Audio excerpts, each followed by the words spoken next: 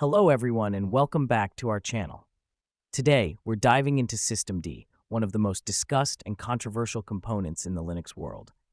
We'll explore its history, the controversies it has generated, its evolution over time, and its current status, analyzing both the positives and negatives. Let's get started.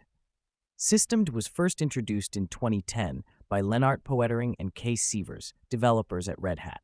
The idea was to create a more modern and efficient init system compared to the traditional sysvinit and upstart. Systemd aimed to improve system startup speed, better manage processes, and offer new features like system log journaling. Since its introduction, Systemd has sparked a series of controversies within the Linux community. Some of the main criticisms include monolithic nature. Systemd has been criticized for being too monolithic, integrating too many functions into one system. This goes against the Unix philosophy of do one thing and do it well. Complexity. Many users and system administrators find Systemd to be too complex compared to traditional init systems, making management and debugging more difficult. Interference with other components. Systemd has been accused of interfering with other system components, altering the behavior of existing software and causing compatibility issues. Centralization of control. Some members of the open source community see Systemd as an attempt to centralize control of the operating system, reducing the diversity and flexibility that characterizes Linux. Despite the controversies, Systemd has continued to evolve and gain adoption. Many major Linux distributions such as Fedora, Ubuntu, Debian, and CentOS have adopted it as their default init system. Some of the key features introduced include Journal, a centralized logging system offering advanced search and filtering capabilities. Network, a system for managing network configurations dynamically and centrally. Login, advanced session management for users, supporting features like suspend and resume.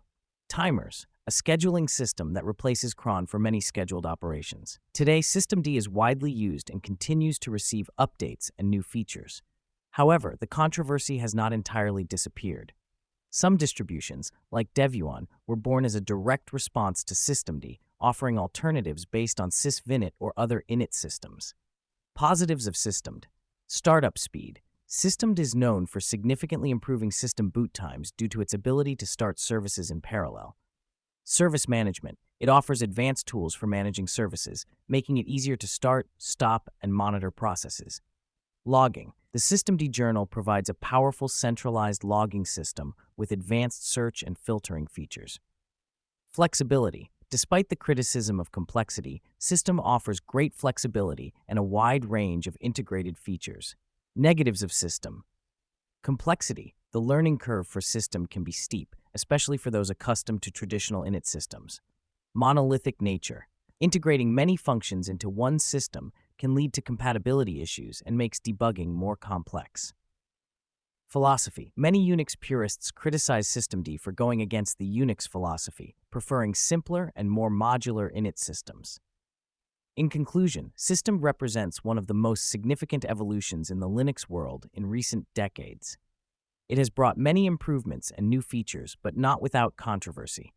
Its adoption continues to grow, but alternatives still exist for those who prefer a more traditional approach. Thank you for watching. If you enjoyed this video, please like, subscribe to the channel, and share your thoughts in the comments. What is your experience with Systemd? Do you love it or hate it? Let us know. See you next time.